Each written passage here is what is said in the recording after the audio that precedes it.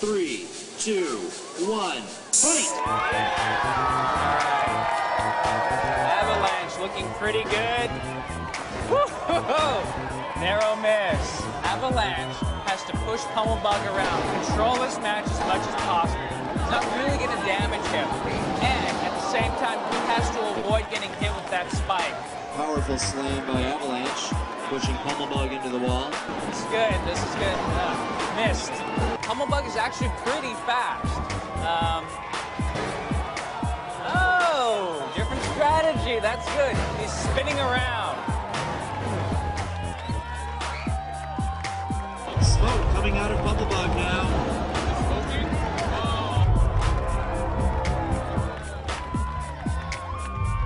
I think Avalanche is looking good here. He's got to keep ramming Pummelbug into the wall. Just keep on him.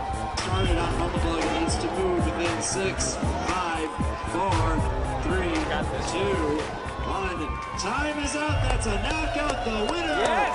Avalanche! Knockout! It's something burned out. It's smoke.